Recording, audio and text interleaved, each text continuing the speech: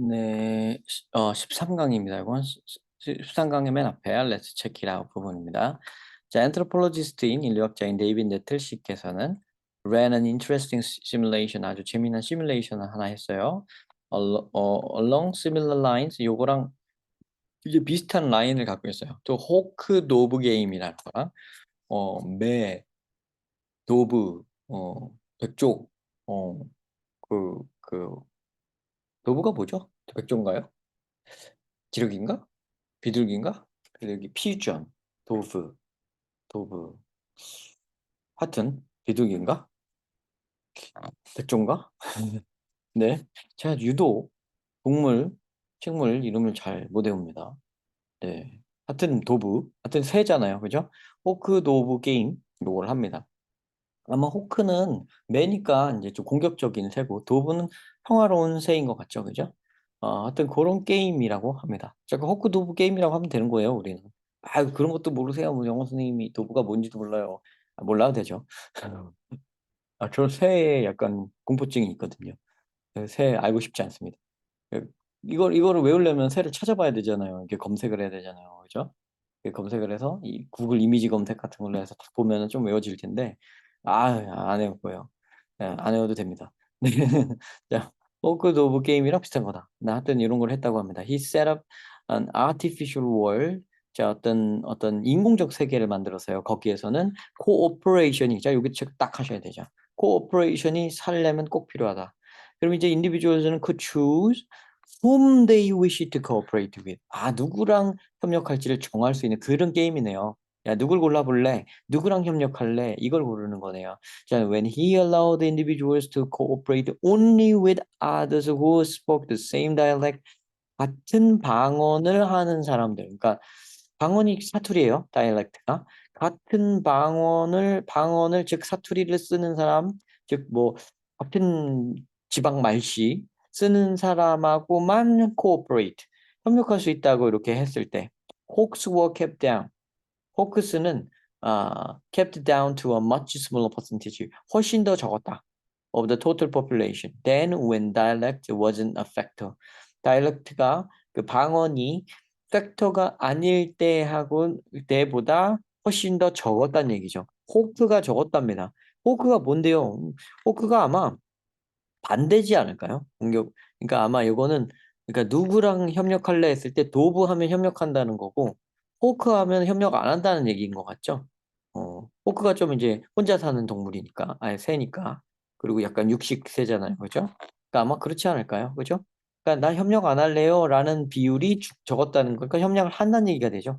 그죠? None of this is very surprising. 이거 놀라운 일 아니다. We always know that. 우리는 항상 알고 있지 않은가?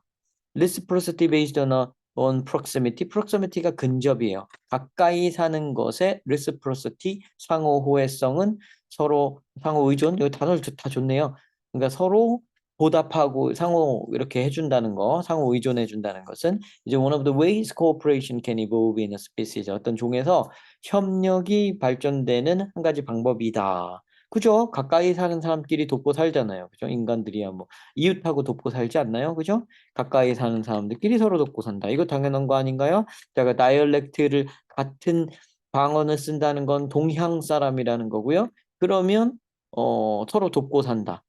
코오퍼레이션이라는 건 당연하다는 말이 나오니까 요게 호크가 아마 진짜 그 뜻이 맞나 봐요. 그죠? 호크가 작았다는 것은 그 협력 안함 이거고요. 협력 안함이 작았다. 그러니까 협력함이 많았다는 얘기가 되죠. Therefore, 그러므로 speaking and using a dialect, 방언을 말하고 사용하는 것은 is not necessarily 반드시 이런 건 아니다. 반드시 associate 관계 있는 건 아니다. belonging to a certain social group, 어떤 사회 그룹에 속해 있다는 것과 관련해 있다는 건 아니다. 사회 그룹 얘기는 나오지도 않았고요. 지금 맥락과 너무너무 관계가 없고요. 지금 speaking and using dialect는 굉장히 중요한 거지 not necessary라고 들어가면 안 돼요. 반드시 이런 건 아니다가 아니라 지금 굉장히 중요한 상황입니다. 자, most interestingly, 제일 재밌는 거는요. Nettle found that, 찾아냈어요. This system of using dialect as societal pressure.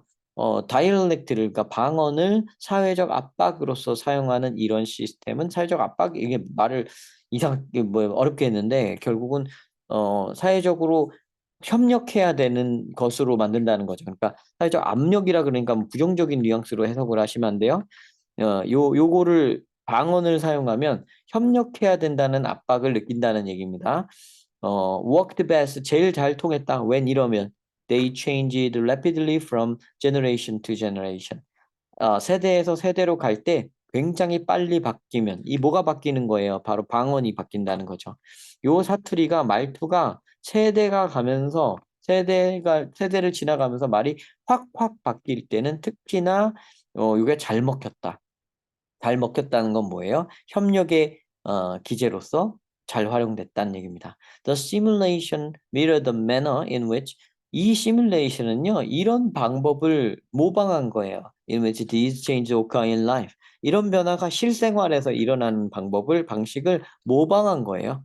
자, historically 역사적으로요, there are clear differences in human dialect over only a few generations. 몇 세대만 걸쳐서 나가도 인간의 방언에는 큰 차이가 나요.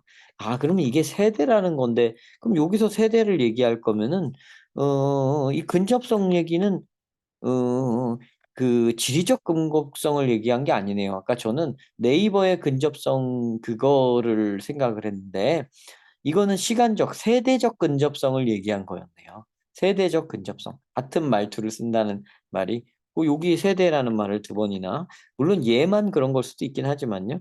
그런 거니까 좀 그런 쪽으로 받아들여지네요. 맥락의 의미가, 그죠?